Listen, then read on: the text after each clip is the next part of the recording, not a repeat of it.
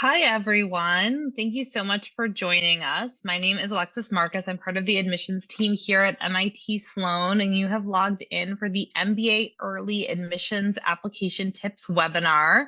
So today we will be going over specifically for MBA Early. This is our deferred admissions program and offering for college seniors or graduate students that didn't have full-time work experience prior to their graduate program.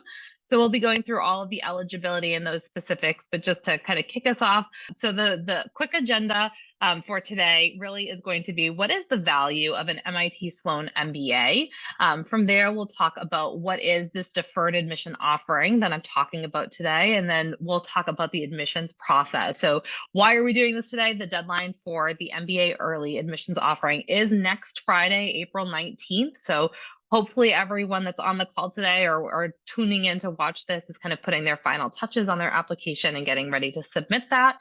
And we're going to then jump into Q&A and answer any questions that you might have. So what is an MBA? Let's start there. Why are you all thinking about potentially pursuing an MBA at some point in the future? So the MBA is a Master's of Business Administration. It is a graduate degree. At MIT Sloan, this is a 2-year full-time in-person program. Oftentimes we get asked, is there an online component? Do you have a hybrid option? Is there a part-time option?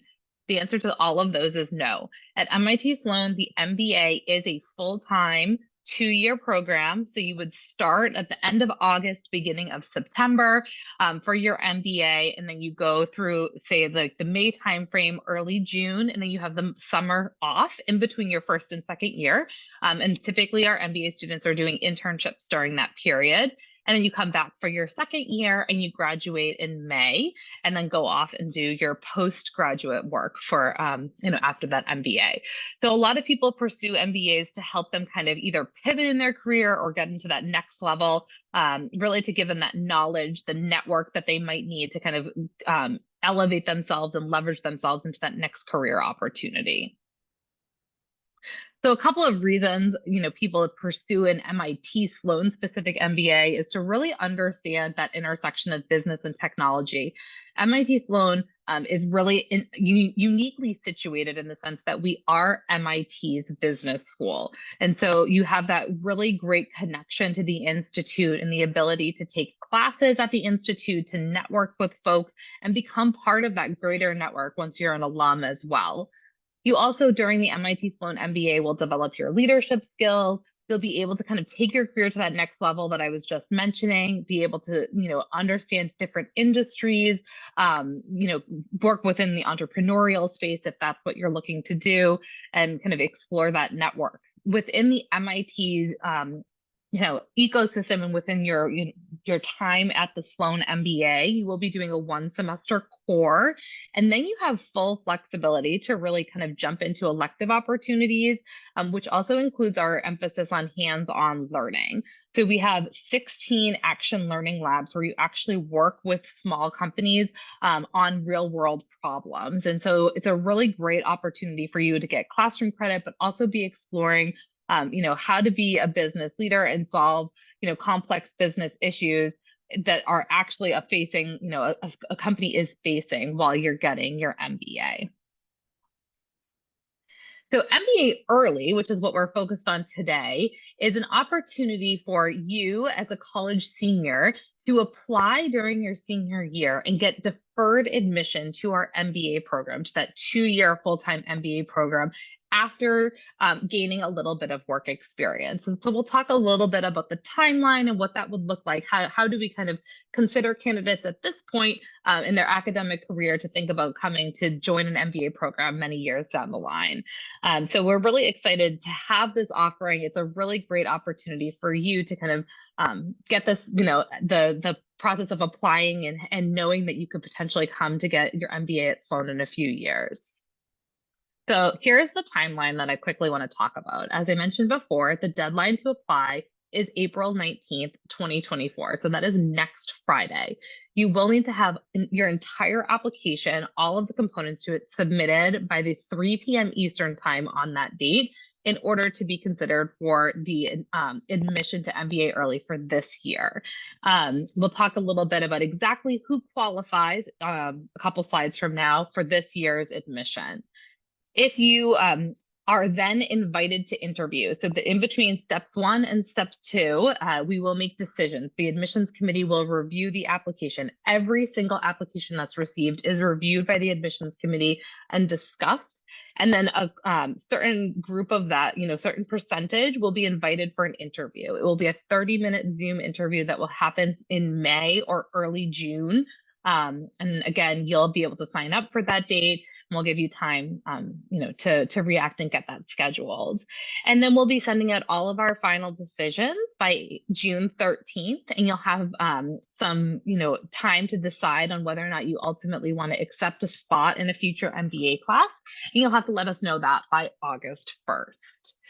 So what happens between the time that you actually get admitted in June and actually come to an MBA? So we call this your deferral period. And so as an MBA early, you are being guaranteed admission for a future MBA class after it is conditional upon you getting 2 to 5 years of full-time work experience. And I want to qualify that with saying 2 years is 24 months of full-time work experience. So on average, our MBA incoming class has about 5 years of full-time work experience, when they join the 2-year MBA class. And so having our MBA early admits working between 2 and 5 years puts you on par with the incoming MBA class for whichever year you ultimately join. So while I said 5 years is that average window, it really is a nice way for MBA early admits to sometimes join at the earlier stage of their careers if it's the right time, or potentially at the end of that 5-year window. So you would ultimately decide, when you're going to begin your MBA. Every year we will have a check-in. So like kind of in this deferral period between 3 and 4, every year we'll have a check-in with you. You'll fill in just like a form letting us know, what you're up to, where you're working, when you're thinking that your year to matriculate at MIT Sloan might be. And then in the year prior to when you actually decide that you want to matriculate, we'll go through the process of getting you kind of admitted to that next incoming cohort. And we call that, your pre-matriculation kind of organization. And so there would be like a call with an admissions rep just to make sure that this is the right year for you. And then you'll fill out like an abbreviated application. It is not evaluative in nature, but it's an abbreviated application where you just tell us, hey, I'm planning to come next fall, and you get actually admitted and get an admission letter that says, welcome to class of whatever year you'll be joining the MBA cohort. And then of course, step 5 is showing up on campus in late August, early September to join your cohort, your MBA cohort. So it's really, it's a good time. It's a really great process. And here are some of the benefits. An MBA is in your plan. It's in your 5-year plan, and you're getting a guaranteed seat in that future class. Right now, you're in school. You don't have, you're used to kind of filling out, classwork and paperwork and doing testing. So you can get all of that over with while you're in college, and then kind of have this admission in your back pocket and know, hey, at any point, like within the next 5 years, I can go get my MBA as long as I meet the minimum of 24 months of full-time work experience, and then begin building out that network and thinking about, either, growing within your career or pivoting within your career. So it's a really great way to kind of think about it for your future and really put, the best foot forward.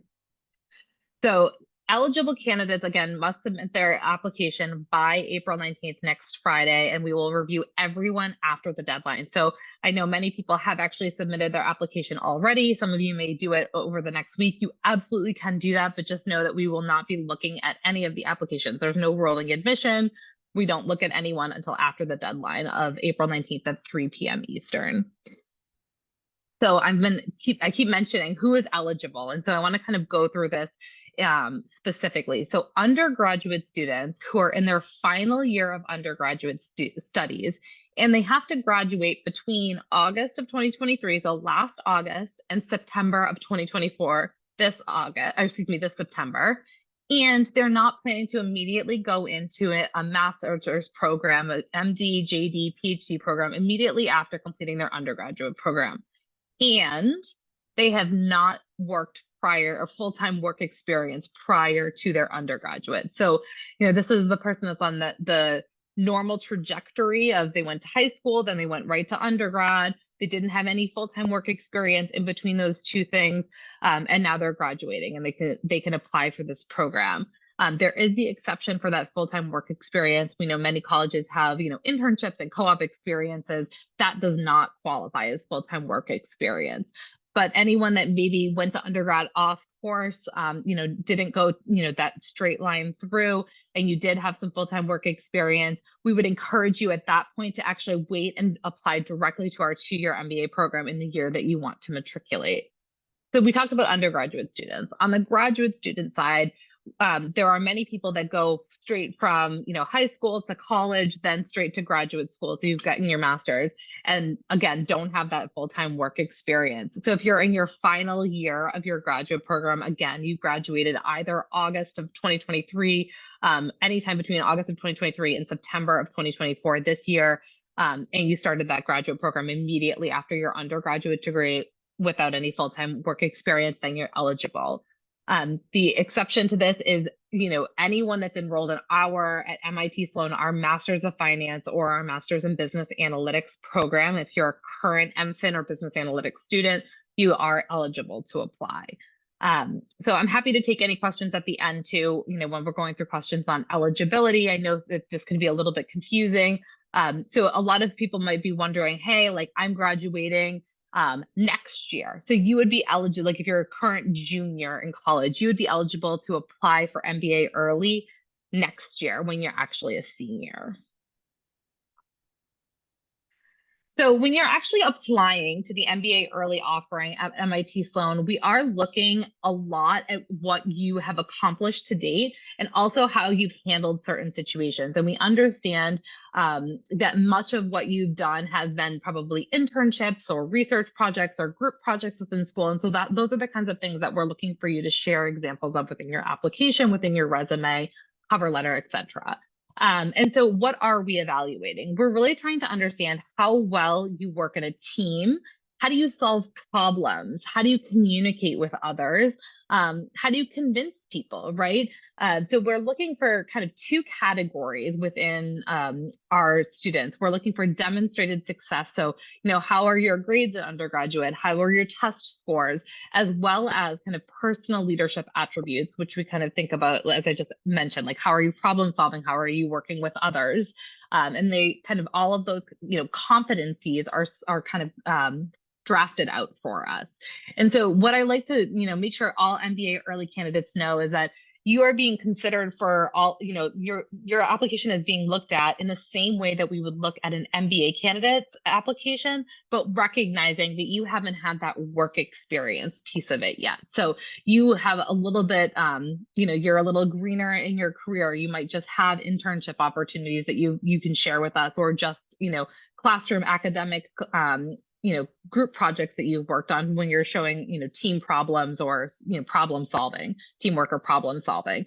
So those are the things that you want to kind of highlight within your application. So again, how are applicants evaluated? As I mentioned, we have this demonstrated success and these personal leadership attributes that we, score you on within the read of your application, as well as the interview part of your overall evaluation.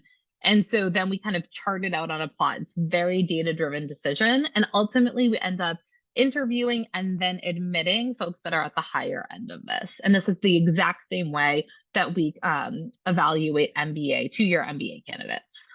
So first, I want to just kind of jump right into what are the components to apply. I'm sure many of you know, but I'll try to go through each of them and give hopefully some pointers on the different components of the application. So first and foremost is the cover letter. I did put up here in kind of the light blue box, that is the prompt for the cover letter. We are looking for kind of a 300-word cover letter for you to seek a place in a future MBA class or cohort. And we're looking for you to highlight some accomplishments that you've had to sell yourself, right? So tell us 1 to 2 examples of things using stories that really highlight what we talked about on that last slide about leadership and collaboration, impact that you've had, whether it be through your internships or schoolwork. You also want to highlight why you think MIT Sloan is the best place for you and why, like it's a two-way street, why you're a good fit for MIT Sloan as well as why Sloan is a good fit for you. And so using examples to address that is really, a good way to put together a thoughtful cover letter. So I often get asked, like, is the 300 words strict? Yes, it is. We're looking for everyone to have 300 words in the cover letter, no more. It doesn't include salutations. So you don't need to, it's just the actual body of the letter, so the content. And we are looking for you to kind of conform to standard business correspondent setup or format there. And you can just address the letter to the admissions committee overall. It doesn't need to be to a specific person.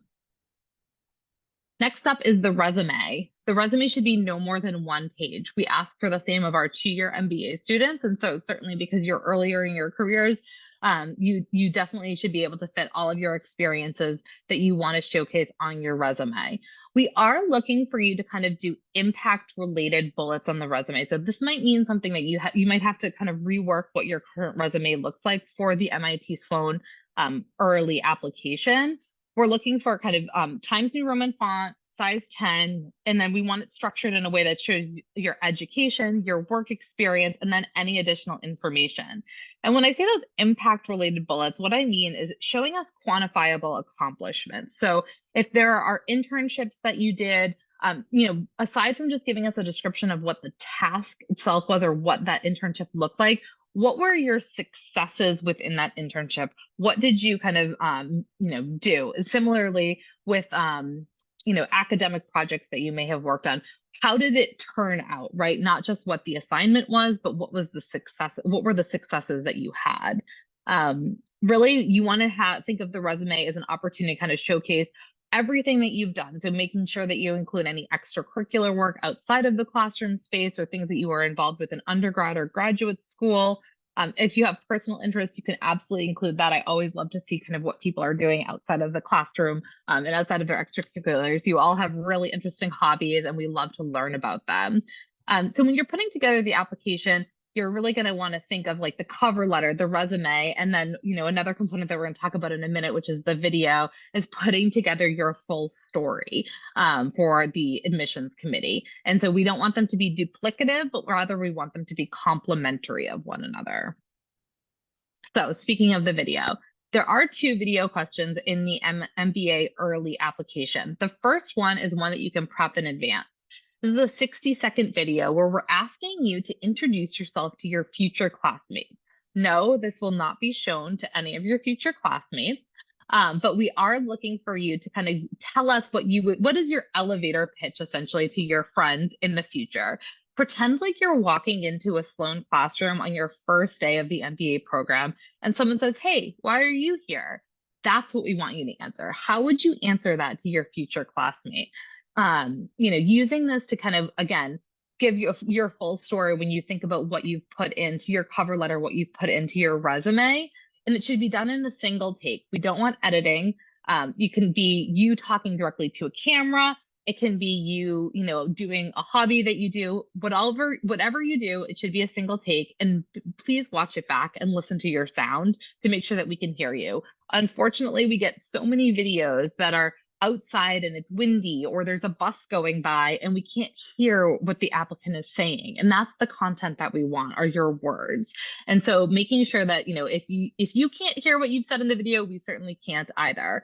But we're certainly not looking for any sort of movie quality or you're not applying to film school here, so don't worry too much. But you can just be talking on your smartphone or looking directly at a webcam to talk, and other people, do like to do things, outside. Use your best judgment and be aware of your surroundings are the biggest pieces of advice for the video. So the second video question, you can't prep in advance. This one happens as you fill out the application. It will automatically appear on the left-hand side of the application as you've filled out more content. As you've gotten to a certain percentage of the application being completed, it will appear. And it will be a randomly generated open-ended question. There's absolutely no prep that's needed for this. Like an example is, what's your favorite band and why? And so, you should be able to answer this question really easily and quickly. It's 60 seconds, and you have 60 the prompt will appear on the page. You'll have 60 seconds to prepare, and then you'll have 60 seconds to react and film it, and it will have a countdown and tell you that it's being filmed. Again, you just want to speak directly to the camera. We're not looking for you to use any sort of outside resources. We do ask that you don't use ChatGPT to respond. We want to know kind of what your natural response would be.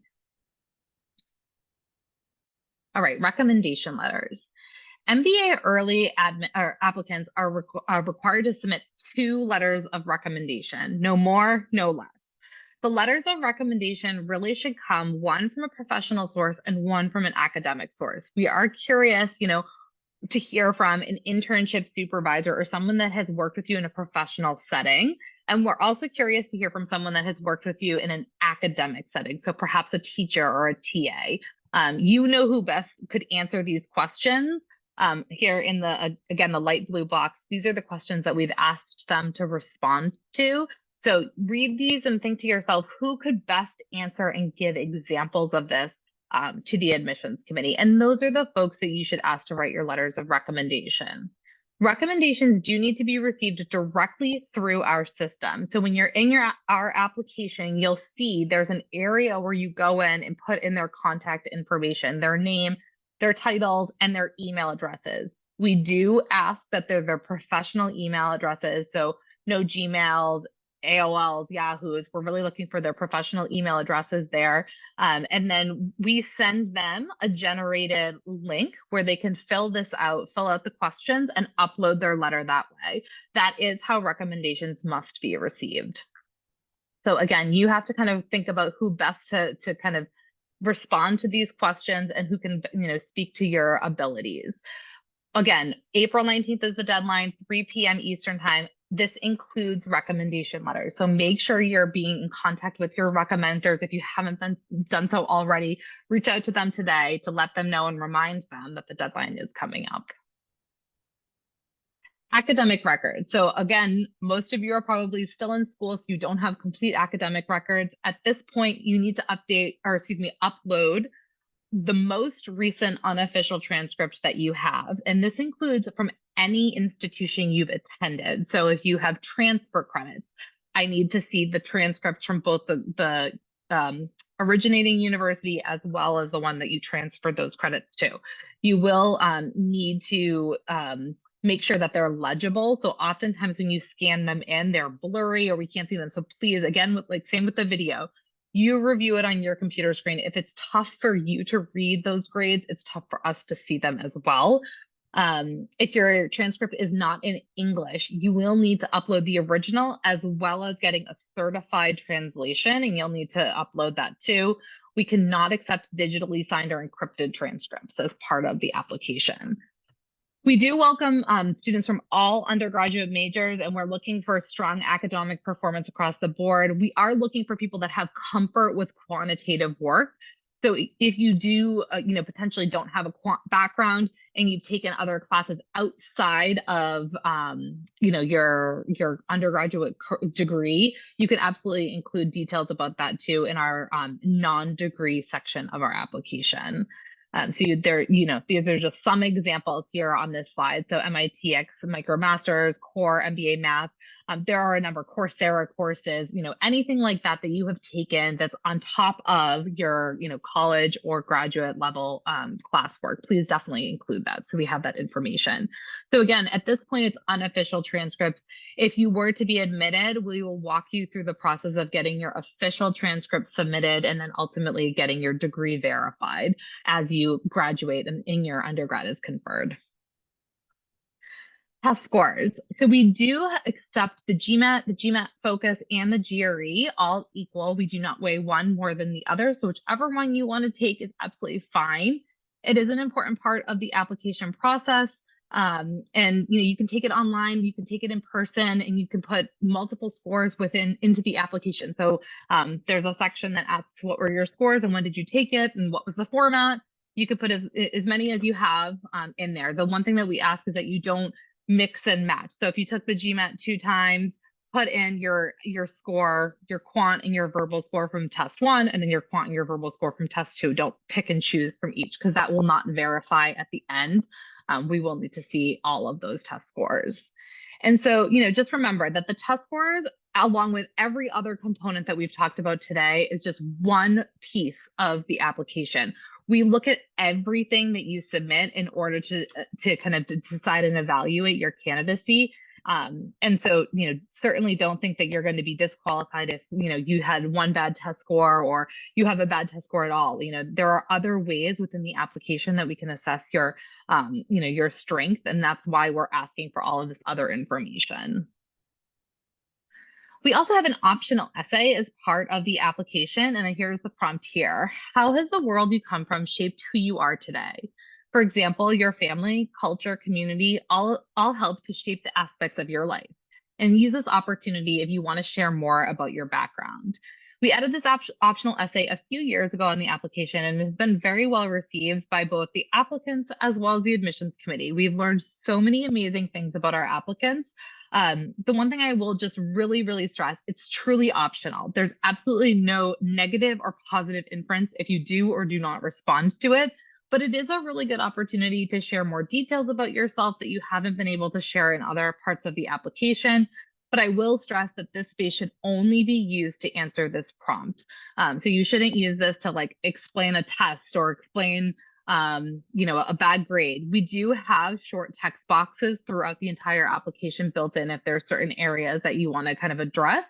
But again, the optional essay should only address this specific prompt. So my biggest tip and kind of the biggest takeaway for all of this is really just to be yourself. We really want to get to know you throughout the admissions process and throughout the evaluation of your application. And then if you do make it to the interview phase, to understand a little bit more about who you are in the interview. And, again, we're really looking for folks that would be a great fit, a future fit at MIT Sloan, and that Sloan would be a really great fit for you. And so when you're thinking about putting together your application, just kind of make sure that you're thinking about it holistically as the entire application together, not just the individual components that we talked about, and take your time to make sure that it really conveys who you are. All right, so here is the final checklist that we just went through: the cover letter, the resume, the videos, recommendation letters, your transcripts, the test scores, the optional essay. But I forgot the best part of all of this. It's free to apply. So if you wait and apply to the 2-year MBA down the line, you're going to be spending $250, if not more, by then to apply to an MBA program. Right now, you're in school, and we've waived the application fee. So it is completely free to apply. So there's really no harm in doing so. Before I kind of invite everyone to kind of come on for questions, I will also just reiterate that, by applying to MBA early, if you are unsuccessful in getting admission at this point in your career, we have seen so many successful MBA applicants down the line. And so by that, I mean, if you do not get into MBA early right now and you reapply after you get that work experience 2, 3, 4, 5 years down the line, we are seeing so many people that are getting admission at that point because we have more data to work with. So a rejection from MBA early is not saying, the door is closed at MIT Sloan, or we do not think that you're a good fit. It really truly means we just don't have enough data at this point in your career, and we really encourage you to apply in the future. So, again, there's no harm in trying because it's not going to hurt future chances, and it's free. So hopefully we'll be getting all of your applications. At this time, I would love to, invite my colleagues to come on and see kind of what questions we've had in the Q&A. All right, we've had a few questions. One that has come up frequently are the letter of recommendations. Folks are asking if they can send to academic only or to professional only, or if there's a preference. So the preference is to do one professional and one academic. We are curious to hear from both, a professional source as well as an academic source to understand how you are in both of those settings. They are very different settings, and we would like to hear from both of them. So the preference is one of each. Thanks. Okay, great. Another question that kind of is touching on a few areas is the relevant coursework section. So a few questions about, high school courses, whether they're AP or not, to include. And then also if you could talk a little bit about how to prioritize if a student has taken more than one class in a certain subject, what would you recommend in that case? Absolutely. So on the relevant coursework section, you can include AP classes. So we're not looking for, if you took a calculus class in high school that was not for AP credit, we don't want to see that. We only want to see college level credit courses in the relevant coursework section. So essentially, you should have AP credit for whatever it is on your college transcript that you're submitting. You should be able to submit up to 3 classes per subject area within that section. And then, I mean, if you have more than 3 and you're trying to prioritize, I would say thinking about, again, we're going to look at all your transcripts, so we'll see it anyway. So this is just kind of you pulling out a couple of snippets for us. I also just want to, reiterate again that page, that relevant coursework page, is not a make or break. Nothing on that page is saying to the admissions committee, this person is or is not a good fit for MIT Sloan's MBA early offering. What it's doing for us is showing us your level, your quantitative comfort level to date, and what kind of classes you have taken. It's really, I just can't stress enough how it does not indicate anything at all. If that page is blank, we've admitted a lot of people whose page is blank. Great, thanks. Awesome. I have a question too around the cover letter. I know you said on tips for it, but should someone think about what they're going to be doing with their Sloan MBA and pass that in the cover letter, or is it better to cover, more present day? Yeah, no, that's a great question. And so a lot of people, I feel like it naturally kind of comes out like why they're thinking about an MBA as part of like their journey or why they're even doing this. We don't actually specifically ask that. And so if it naturally comes out and you want to talk about that, absolutely go ahead and do it. But we don't ask for it for a particular reason. And that's that we want you to encourage you to kind of explore while you're getting your MBA. And in particular, as an MBA early applicant, as an MBA early applicant, you are many years away from potentially getting your MBA. Like all of that could change. So we understand that you're applying for this offering thinking like there might be things that a career that you have in mind today that could in 2-3 years down the line be something that you're looking to run away from and quite frankly pivot from, right? And think about something totally different. And we're not evaluating you on what those goals look like. So again, if it comes out naturally, like there's some passion that's really driving you and you're like, this is definitely my 5-year plan because of XYZ, definitely include it. But you don't want to be using up valuable space to include that to the detriment of not including those examples that will really showcase, why you're a good fit for Sloan. Okay, perfect. And I know you explained this, but maybe just a quick clarification. I think we have some folks on the call who graduated in December of 2023 and Yeah. have started full-time work. So could you just remind the group a little bit about that piece? Yeah, absolutely. It's a great question. I know this piece always gets people stumped. Okay, so yes, if you graduated in December of 2023, but then of course you started to work, you are eligible to apply because you're within that window, but you didn't have full-time work experience prior to joining undergrad. So absolutely, if you graduated in December, this last December, congratulations, first of all, and you're in your full-time role now, absolutely you're eligible to apply. I guess I'll also just clarify that your full-time work experience will start like those so that, if you're doing 2 years, if you're thinking in 2 years, I'm going to join, it will start at the time that you joined the program, right? So not essentially like when you get admitted, or your 24 months, like if you started in January 2024, you'd have 24 months of full-time work experience if you worked consistently until January of 2026. But we only started in the fall term, so you wouldn't actually be able to come until fall of 2026, if that makes sense. Yes, that's helpful. Thanks.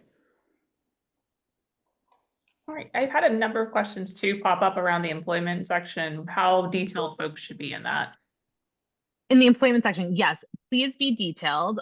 It should match your resume. So every entry on your resume should also be in there. So I'm assuming most of you I know most of you don't have full-time work experience, because that's a requirement to not have that. So you should have a lot of internships filled out there, telling us the details, like what's the company that you worked for, what was your role, what was your compensation, if any. Sometimes you are compensated, sometimes you're not, but we do expect all of your internships or, summer jobs, even if they're not necessarily like industry related, to see all of that within the employment section. Okay, great. We're hopping around a little bit here, but Okay. we have some questions about people wondering, how can they show their competency and skill if they're worried about their test scores? And I was wondering if you could talk a little bit about our holistic approach to reviewing the applications and any specific advice. Yep, absolutely.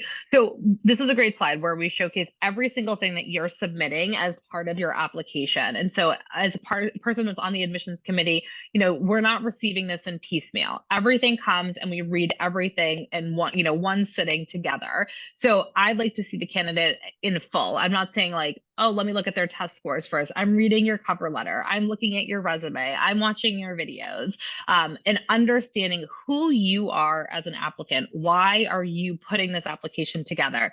The test score is literally one component. It is the exact same one component as the cover letter was, as your video was, as your second video was. So if you stumped over your words on that second video, nothing there is throwing you out, right?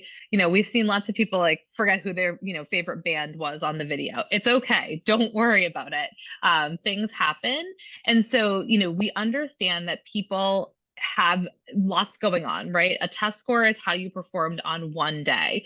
So, showcase your strengths in other areas. Put together a great cover letter. Be mindful of what you're putting on your resume, showing us the successes that you've had both in and outside of the classroom space.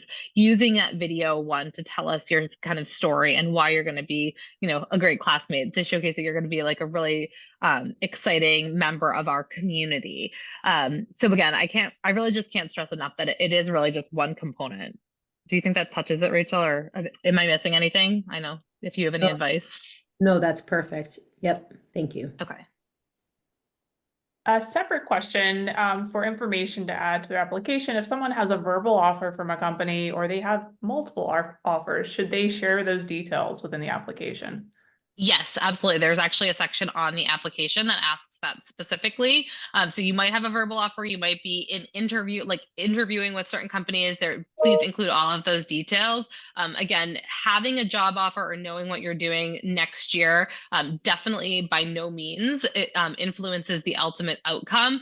It's more kind of a talking point. If you're interviewing for a company, when you're getting into your interview, your interviewer is probably going to say like, so how did the interviews turn out? Like, where are things going? When your interviews towards the end of May, beginning of June, it's an exciting time for many people who, I've interviewed many people that are coming or going from their graduation. It's exciting that like that next chapter in life. And so, we ask for those details, but they don't influence our outcome.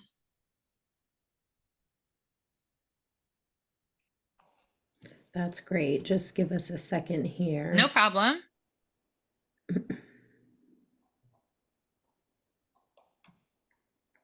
There was a follow-up question for those who graduated in December and started working full-time in 2023. Yep. Someone's asking if they graduated in August 2023 in the same situation. Are they still eligible to apply? Yep, exactly. So as long as they're within that window, the August 23 to September 24, if you graduated at any point in there and then you started working, as long as you didn't have that full-time work experience prior to joining undergrad, you're fine. Okay, great. I think we've answered a bunch of questions. We did. The only thing I see here is I think we do have some juniors and possibly some younger students here, which we're happy to have you. Yeah, thanks for coming.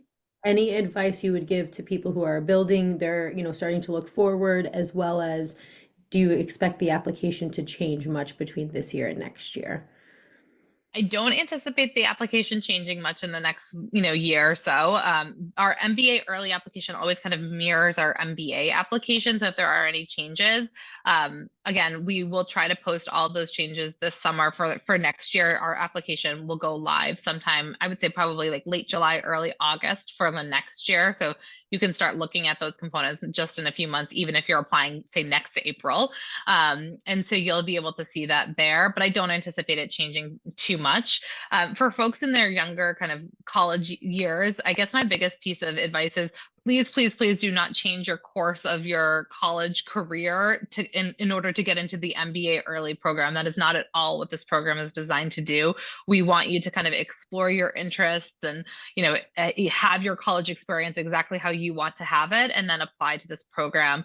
Again, there's nothing that you should specifically be doing. I mean, I guess while you're kind of going through your experiences, you can keep in the back of your mind, like, oh, is this person that I'm interacting with, like a professor that you're building a relationship with, is this someone I could ask a letter of recommendation, or potentially a supervisor at one of your internships?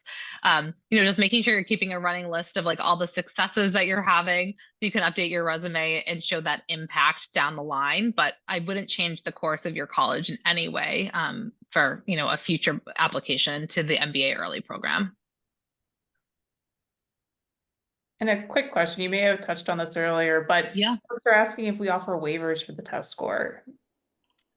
So for this year, right now, so if you are currently applying for next Friday, there is an opportunity to apply for a test waiver only if you are unable to take or submit that test score for a very specific reason. There are certain areas in the world that still do not have access to test scores. And so if you are living in an area that you have the internet and you have access to a test location, you are not eligible for a test waiver. It's really for folks that are in those certain countries that really are unable to even get online or get to a test center to access a test score. And I can't predict what next year will be yet. Okay. All right, well, this last slide here just has our contact information, earlymbaadmissions.mit.sloan@mit.edu. If you email over there, you will get probably one of the folks that are on this call today responding to you. So all of our names, and if you have questions, feel free to reach out. I hope to see many of your applications, if not this year, then certainly in years to come. But again, feel free to reach out to us and ask any questions at all, and best of luck. Have a great day.